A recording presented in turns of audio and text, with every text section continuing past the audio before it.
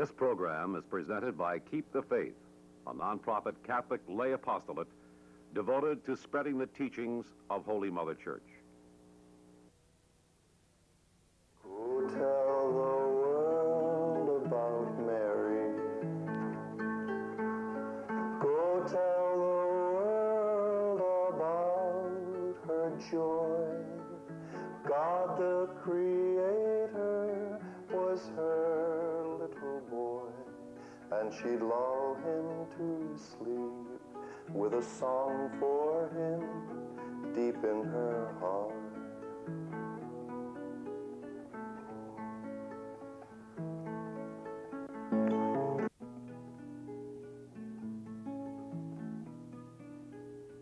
Go tell the world about Mary. Go tell the world about her pain. God the Redeemer was her young son slain, and his love she would keep and would ponder it deep in her heart.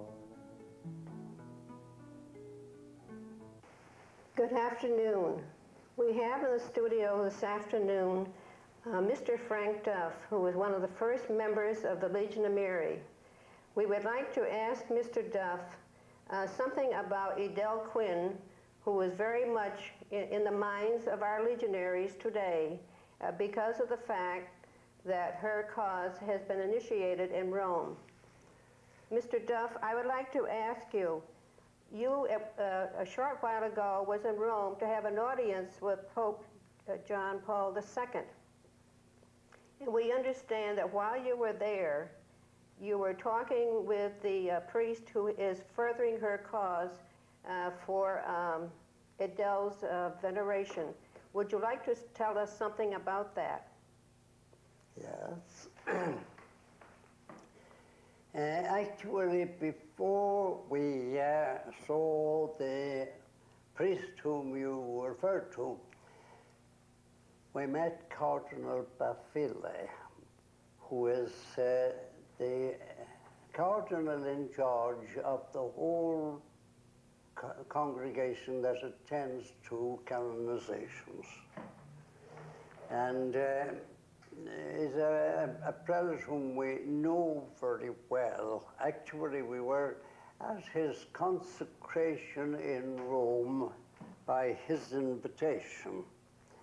And he was at that time the personal chamberlain of Pope John, the 23rd. And he paid us the compliment of inviting us out. And we were present at the ceremony of consecration, which was performed by the Pope himself. And then on the day after that, we were brought into Pope John himself and had a delightful session with him. And after that, Baffile became nuncio to Germany. And he's terribly keen about the Legion. Though he was one of the very first that received us in this last trip. He entertained us to tea and had staged a cake which had been made specially for us. And he was awfully pleasant. And he is a tremendous believer in Edel Quinn. Of course, he never knew her personally, but he is a convinced believer in her. Then we saw Father Cairoli, who is the postulator. He is resident in a Franciscan house out in near the Via Aurelia. And we went out to him and we had a very long session with him. Now, from the very first, he has protested his entire conviction about her. A little while ago, for instance, he wrote to us saying that by reason of something or other, he had been taken away from her cause for a few weeks. And he had just gone back to it, and he said, I always rise up refreshed and new by reading this vivid, unbelievable life. Yes, well, the two of them said that she presented a model for every way of life in the world, that she had an irresistible attraction for people, and that every type of person seemed to find a lesson in her life. Well, you don't get Roman dancing and that ecstasy of enthusiasm in an ordinary way. Now, the problem at the moment is miracles. The position there is peculiar. We have got a tremendous number of cases reported to us. And one of Brother Nagel's specialities was to deal with these, and he used to send them on to Rome. Well, now they have a great big load of them in Rome, but they have not been in a position to investigate them. And this they requested us now to do. They want us to have a conversation with the vice postulator of the cause, who is now resident in Dublin, and that we're to pick out some of the distinctive ones and have them medically investigated. How many would you say is necessary for her cause? Two technical, two specifically, and I'd imagine myself that in her case that they would be content with one, and that's only my own surmise. Well, for the number of years that you knew Edel Quinn while she was here in Dublin, what did you see in Edel Quinn that suggested that she be sent off to Africa as one of your envoys? Well, of course, that question didn't rise at all at first. Edel Quinn came into the Legion, and we weren't even aware of her entry. I think she joined about 1927, I think she came into the Legion. And she joined a presidium over on the north side. And the fact that she did so would never come to us, because there were other people coming in simultaneously, and she arrived in the crowd. But after a while, mention just began to come in about her, because we'd always be very eager to hear of such. And her name began to be mentioned, and as great quality, and eventually I sent for her. And she came over, and she had tea with me, and then we had a chat for a great deal of the evening. And that visit made an indelible impression upon me. That impression was altogether favorable. She did not present any appearance of delicacy. She was utterly charming, most charming person, obviously of very good intelligence. And at this particular time, obviously very keen on the Legion. And it was a very happy little session with her. And then as a consequence of that, soon after we got the demand from this Presidium Our Lady Refuge Sinners, that used to be number 4 in order of coming into life. And it used to visit the low-down women's lodging houses. And it was a very difficult work. And a girl called Colette Gill, who had been the president, and a marvelous one, had to resign. And they sent word over to us that they wanted a president who had to be good. Had to be. That the answer to that was Edel Quinn. Well, when this child turned up, at least they were most polite. And they did not lay their thoughts on the table when she was there. But they held a meeting, and they sent the spiritual director over to us to protest vehemently. How old was Edel Quinn at that time?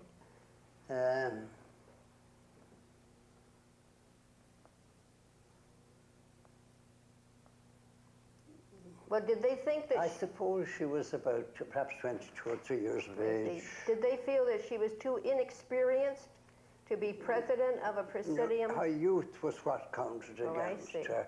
She looked very childlike. The father, Dr. Dempsey, came along and saw us and delivered his message, and we laughed at him and told him to thank. They ought to be down on their knees thanking their lucky stars at getting such a person, and that they would find out soon for themselves their luck. So we went back and told them, and briefly he said, "I cut no ice." So they did find that very quickly, that they had a treasure. And she stayed on. She was in that thing, and of course constantly inside Sanctuary as well, because the two works hinged on each other. And she was there until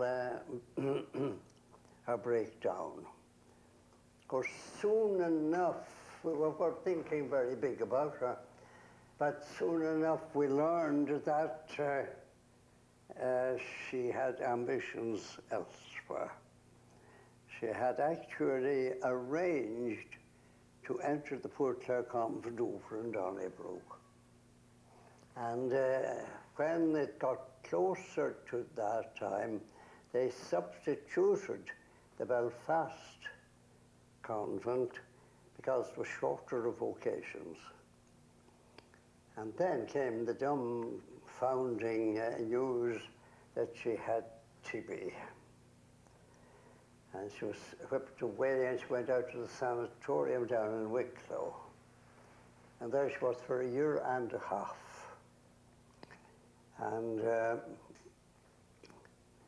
she came out of that in circumstances which are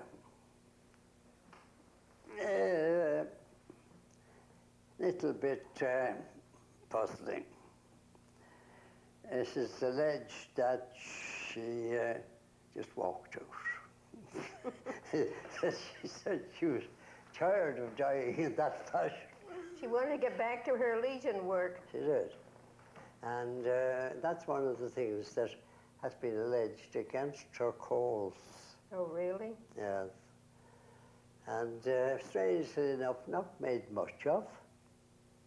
You'd imagine that the celebration official known as the Devil's Advocate would make great play on about that, but apparently not. That's There doesn't seem to be much desire on the part of Rome to find fault. And does that mean that she came back to Dublin and got right back into her Legion work again? She came back to Dublin and resumed ordinary life. But this time, everybody was afraid, and she entered a junior presidium. And she complained bitterly that she was like a person sitting up in a coffin. That's the way we had her. And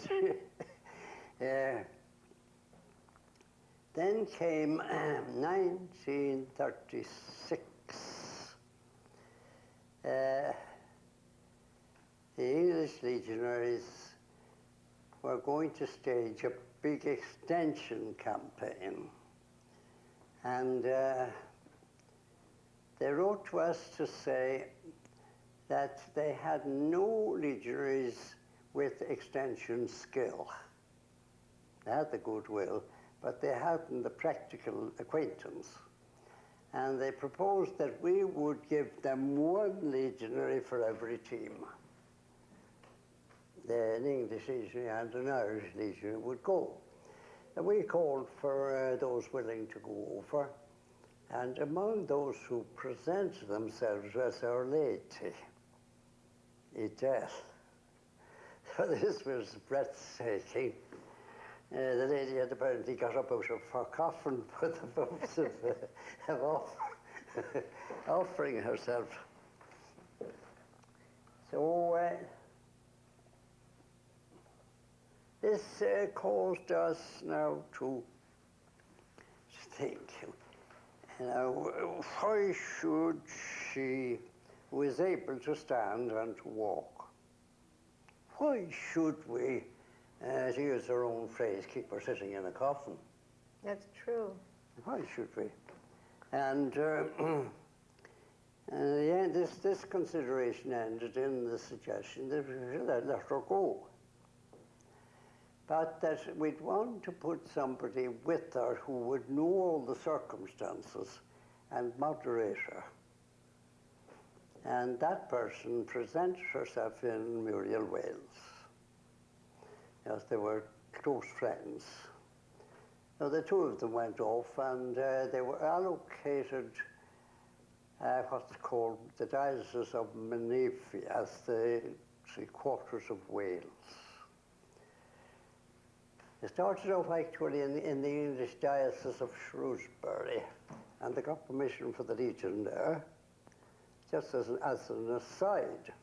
Then they moved on into Menifee, and they worked very hard there, and came back after 2 weeks. And the two of them came up, and it was absolutely blooming. Blooming. And they were tremendously bucked up by the success. So are we. So that was that. And then, very shortly after, she came up, and she said that she was going to resign her work. And she was going over to Chester in England, where she had touched, and that she was going to find employment there. It was a great centre. And she was going to follow in after hours and at weekends the routine that she had been pursuing during the fortnight. Well, of course, she wasn't really asking permission. She was just telling us. The inference was as blunt as possible, that she hoped we'd consent. But if we didn't, it was She was going to go anyway. She is an extraordinary person for getting away. So we knew what she would mean. We had seen now, we had evidence, apart from her previous record as a legionary in Dublin. But now we saw that what she could do on extension. And while we were debating this whole question as to whether we should or should not throw ourselves in behind the Chester adventure, a novel consideration presented itself. Ruby Denison was our envoy in South Africa, and distances are big there. And she had frequently demanded help. And the suggestion was made now, what about Edel Quinn? let her go out there. It's not a bad climate, you know, for to be. And why keep this wild bird in a cage? And we were thinking it over. Oh yes, we brought it up at the concilium, and the concilium approved. And then arrived a letter from Archbishop Heffernan, the Archbishop of Nairobi. And this letter said, I understand that you have got a promising person on hand. You're going to send her to South Africa. Why? He said, South Africa already has an envoy. My old territory has none. And we were aching to start the Legion, and she'd be worth any money. So that put a new complexion. There was a lot of discussion, and the agreement was come to, we'll send her out to East Africa. That would seem to be providential, that someone was being asked for at that particular time, that you had Edel in mind. We would regard it as so. Yes. So then I don't know whether I should go on in that strain, because the sequel to that was the consideration of this proposition by the concilium. Because you must remember that the concilium officers have not that sort of power. And we had come to an agreement among ourselves,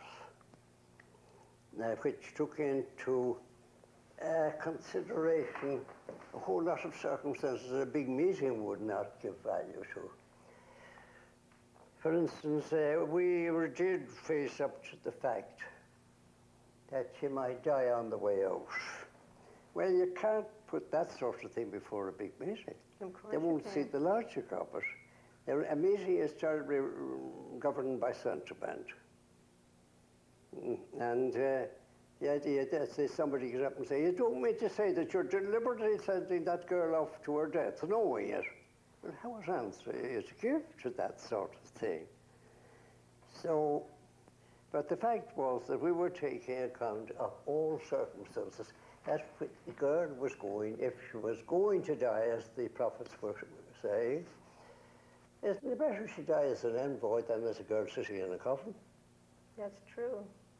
But I think that she felt the same way. That's her heavenly status. Of course.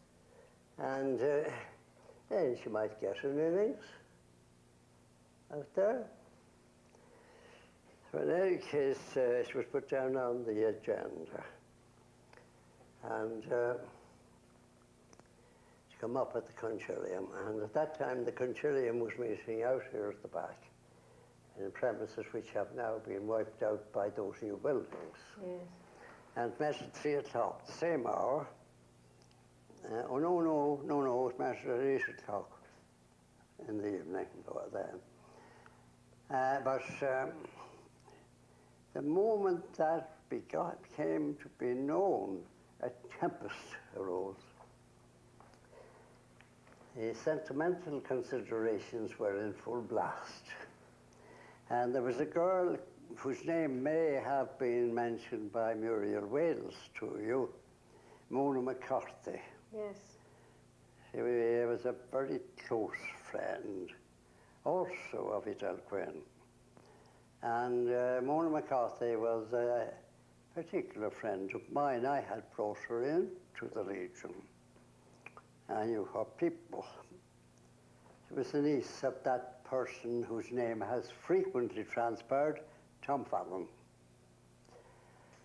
Well, I met Mona McCarthy somewhere or other, and I held up my hand to shake hands with her. And her thought was to put her hands behind her back and say to me, I cannot shake hands with you because yours are covered with blood. Oh my, that was a strong statement. That was sweet. So she took it as a dreadful act of of assassination to send Edel out. Well, we began to get this sort of thing, and this, of course, filled us with apprehension in regard to the concilium. And then we heard, as a crowning horror, that the celebrated Dr. Elias McGuinness, the ex-general of the Carmelites, had that opinion. And he was a wonderful person. Oh, a wonderful person. And we said, we're lost. So the day came in any case, and the premises were packed. And we gradually worked along, and it came to the big item. And the first person to get up was Dr. McGuinness. Really? He was a powerful man with a wonderful personality and appearance. And he proceeded to launch out against this monstrous proposition. And he treated us to accounts from Cardinal Hensley of England, who had been apostolic delegate out there, and to somebody else, and somebody else, about the difficulties of all that, which would put a strong person to test. And he said that it was murder to send her out. How did Edel herself feel? She was filled with joy, wasn't she? It was,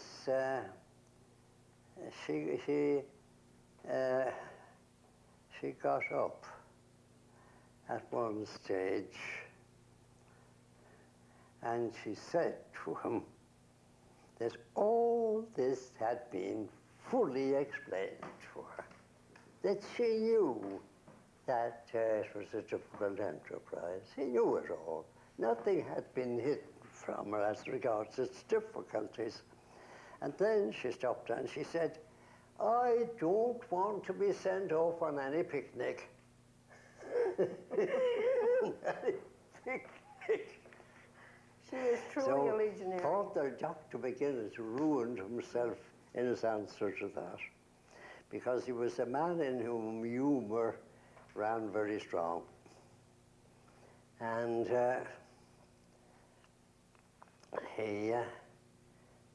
it was too strong for him.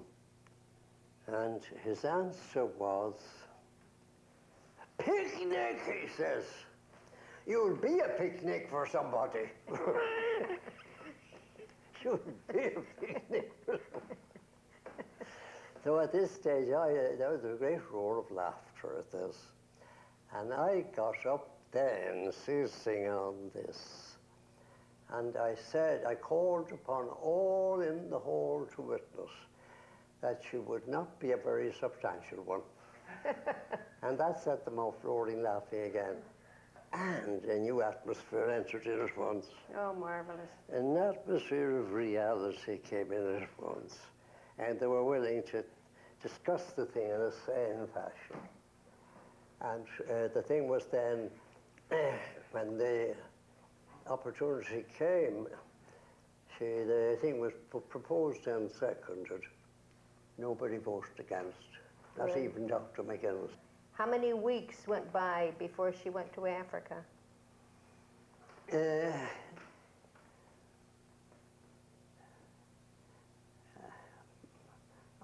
I'd say well over a month, probably. A lot had to be done, such as booking and that sort of thing. And we came then, there were not days of our travel, and we had to go over to London to book her on what was called the Union Castle line. A fair crowd of us went over, and I remember one incident was that she had a very big trunk of literature, Legion literature, and this had to be fortified by abundant roping. And we encountered our first little difficulty in Liverpool. We went by Liverpool because the customs insisted on tearing open all that elaborate packing, looking for Irish whip tickets. Then there was one rather fortunate episode in the trip that she was invited down to Parkminster, the Carthusian monastery. And there she saw several members of the community, and two of them promised to say Mass for her every week during her envoyship. I'm sure that you must have been there at the boat to see her off. Oh, yes. Would you like to tell us something about that? Well, there were some funny episodes attached. We, among those who went over were Jack Nagel and Miss Bodkin, who was a great character.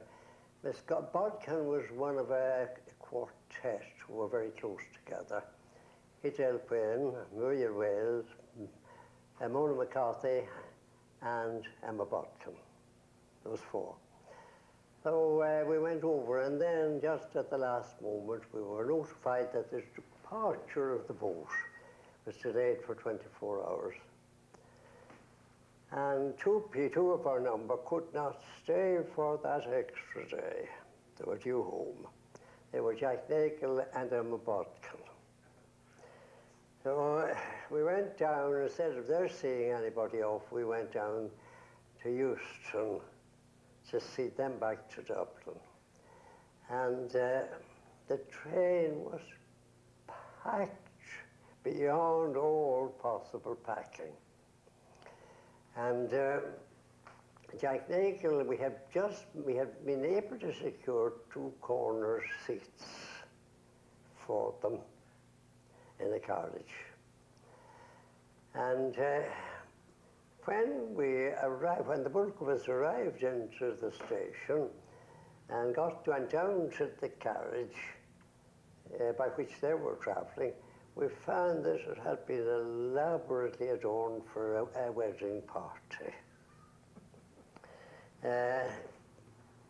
Silver tokens and wedding bells and all around the carriage. And who was the perpetrator of this? But Edel Quinn and a few others. She was seeing them off, not they her off.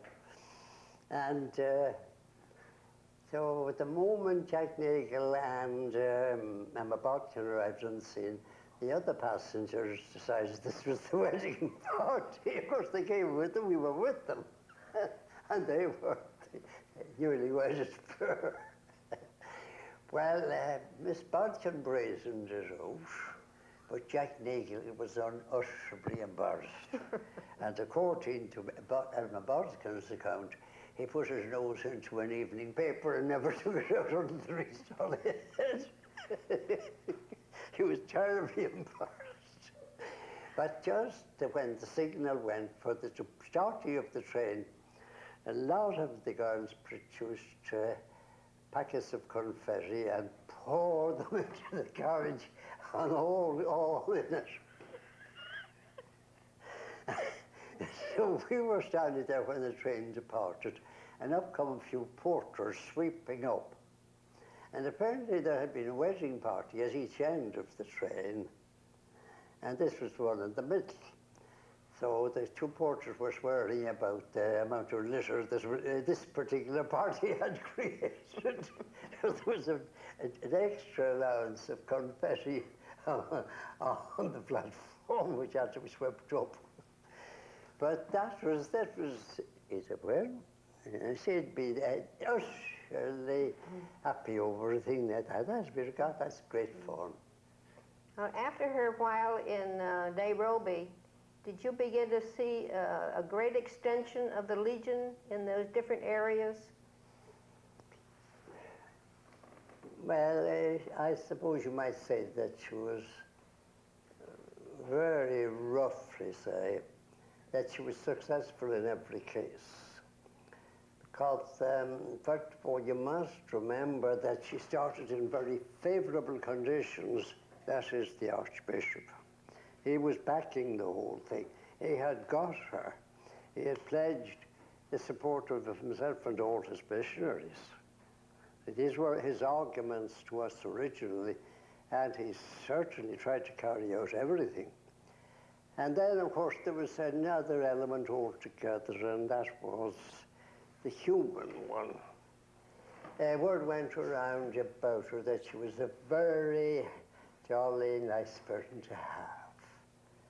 And it used to be said that the missionaries were all looking forward to her advent. She was going into places where there was no white person but the missionary. And it was the Archbishop himself that subsequently said that the furious rattling of a motor car was heard through miles of jungle by the lone missionaries who were out at the end of the trail. She said when we communicated that to her about the rattlings of her car, she pretended to be indignant. And she said, if that person, she said, is the one that I think it is, or a friendly relations which exist between us at present will be interrupted. Mr. Duff. There's always that run of humour in her. Yes. But that meant, answers your question, that before she came to a missionary, he was willing to face up to the worst. Well, Mr. Duff, let us go back a little ways to the time of departure. We'd like to know about the day that she actually took off on the boat for Africa. I believe that you were all there, and also Muriel Wales and some of her close friends. Would you tell us a little bit about that? Yeah. The name of the boat was the Langby Castle. Fine white liner. And it was departing from a place called Gravesend. And we all went down to this, and there was free entry to the liner. And we went up onto it and circulated about, and they had a band going on the deck. And she showed us her cabin. She had been forced to take a first-class cabin, because when we applied for accommodation on the boat, everything was gone except this first-class cabin. And as it was imperative that she should go, there was no question that was her abode. It would give her a little extra comfort, no doubt, but it fulfilled a particular role on the boat. That is, it became a chapel, and she became the sacristan. And after she got up in the morning, the place was made ready for the masses which followed. There was a fair number of missionaries on board and a fair number of missionary nuns. She blended in with them at once. Now, after a while on the deck of that boat, some signal was given, and this meant we had to get ashore. So we all got off, and we stood on the quay wall, and she stood on the boat looking at us. And after a little while, the boat began to move off, and it was a very tense moment, because we didn't think we'd ever see her again. And the question in all our minds was the agonized one, when? Now the boat drew off from us, and I suppose all our eyes were a little bit wet. I'm sure they were. But I would imagine that ours would not be. Very extraordinary. But when we drifted altogether out of her range of vision, she went off down to her cabin. Our typewriter was packed and she didn't attempt to open it. She had something on her mind which she wanted to get over it very quickly. And she took the cap off her fountain pen, which incidentally I had given her. And she wrote her first envoy's letter. Normally she typed. Now, in the lifetime, in the closing time of Pope Paul, he sent over his secretary, Father McGee, and asked us to give him a letter from Edel Quinn's correspondence. A letter which we thought was the most distinctive, characteristic document which ever proceeded from her. Well, now, at first thought that was asking us an impossibility, because she wrote at least a couple of letters every week, apart from others. And to pick out from that would be, well, impossibility. But as it was, one letter jumped to our thought, and it was this letter that she wrote. And it was a letter saying goodbye and promising to serve us faithfully. The letter is in her life in facsimile. Yes, right. That's the letter we sent to the Pope. And he also asked, along with it, a memorandum stating the reasons why we thought it was so wonderful a letter. And in this letter, she rendered all her feelings. But then, very typically, she said, I will never again refer to this subject. And she never did. She never let the softer side out again. But don't you think that this letter is going to make some impact on furthering her cause?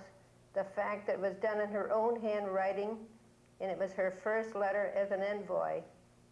Oh, of course, that's why they asked for the letter. But they got probably a better letter than they expected to get. Mm-hmm. And in the memorandum which accompanied it, its various features were brought out. And actually, while we were in Rome, there was an exhibition of important documents going on. And that letter and the memorandum were were in that exhibition. And we had the extraordinary experience one day of going into the Vatican, and we had to give our names. And the official took out a book, and he said to us, do you not know that you're due over at the other side of the city today? We? Yes, it's for this exhibition. Why do you think Edel Quinn's cause should be advanced to sainthood? Why it should? Why should it be? Why should it be advanced? Yes. Well,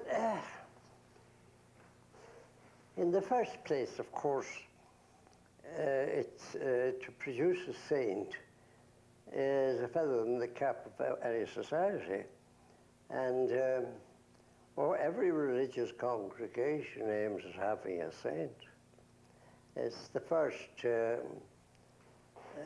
desire they have. It's a guarantee. And some congregations, it is alleged, have bankrupted themselves in the effort to get one of the members canonized. But then, surely, the mere reading of her life is a desirable thing. See, a great number of people have been moved by her. As the postulator says, she has been an incitement to every rank, every type of the population. Then the minor thing, to render thanks to herself. Of course. There's the thanks of the Catholic Church, Edel. You know you haven't done badly. That would be why we would be wishful to see her. It has often crossed our minds, of course, as to where we'd put her on the prayer card, because, of course, if she's canonized, she'll have to watch the prayer card. Of course. Where exactly are we going to put her?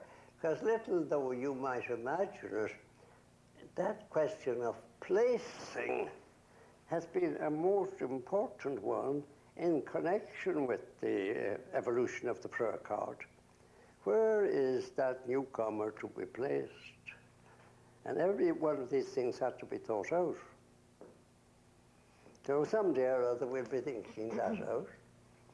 Where it wouldn't do, you know, what we'll have, it'll face us with the problem after a while, because there's no room on the prayer card for any more. You'll have to make the prayer card just a little bit bigger. But then you have an objection. You turn it into a litany of the saints if the process went on. See, now we're from an unexpected quarter altogether. Rome is telling us we must go on with Al-Filam. That's right. See, while a complete conviction has prevailed in South America as to his sanctity, there is otherwise no particular claim, and we would expect that a local place would attend to that. If they had some legionary there whom they thought to be worthy of canonization, we'd expect that it's not we that should be taking the first step, but they. Yes. And that was not done. And now we have one of the greatest Roman figures who has peremptorily demanded from us that we get Al-Filam, and now they're starting on him in Argentina. Mr. Duff, getting back to Edel Quinn, could you tell us how you felt when the news came that she had died? I remember it to this minute. Edel Quinn had, in her nice way, deceived us throughout.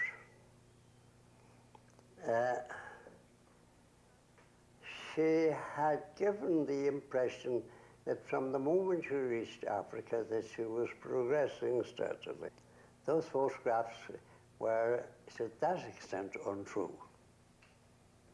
They were picked by her to create that impression. We wrote out to her when she was there for perhaps a year, and we said to her, what about a little trip home? It will fortify your improvement in health, send you back in great form. Oh, she said, it would only make me ridiculous. Yes, you're only home after a year. The missionaries here, of some of them, have been here their whole lives without a homecoming. You only want to make me absurd. So, but her real reason was that she was afraid to go home because she knew she wouldn't be let go out again. Of course. Because her appearance was showing the disimprovement. How did her family react when they heard of her death in Africa? I'll tell you that. One day, I got one of the old first airmail, one of these things you fold, you know. Aerogram. They came out in the war for the first time from her. And I opened it and read it. And she said in it, I am in very poor form at the moment. I have never been able to pull myself together since my trip to Kisumu. And when I read that letter, I said to myself, she's telling me that she is dying. As never before had that note been sounded. And as I was looking in consternation at the letter, the doorbell rang. It was the post office messenger with a telegram informing me that Edel Quinn had just died. There must have been a great shock. Yeah, it was a great shock, coming right with the other. So I knew what I had to do. I at once got up on my bicycle and I rode out to Monkstown. And I knocked at the door, and it was opened for me by Mr. Quinn, our father. And on the stairs, which came down from above, at the bottom of those was Mrs. Quinn. And the moment Mrs. Quinn saw me, she burst into crying and hurried upstairs. She knew. The moment she saw me, before I'd spoken a word. That's the way the family took it. Oh, it was an anguishing moment, you know. Oh, yes. And you see, it came with the terrible amount of sadness. We in a fool's paradise, thinking all was well. Oh. But it was a death that you see herself would like to have. Very little lying up, really. It, in the end, came quite sadly, because no matter how poor she felt, she used to fight it and move about. Well, thank you very much, Mr. Duff.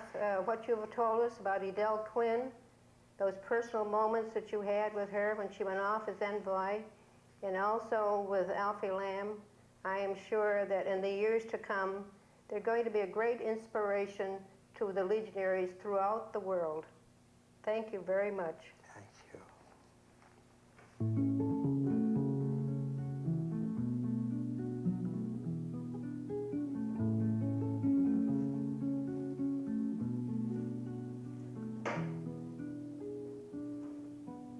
Go tell the world about Mary. Go tell the world about her place, Mother of Christ in the whole human race. And his life she will keep and will care for it deep in each heart. Go tell the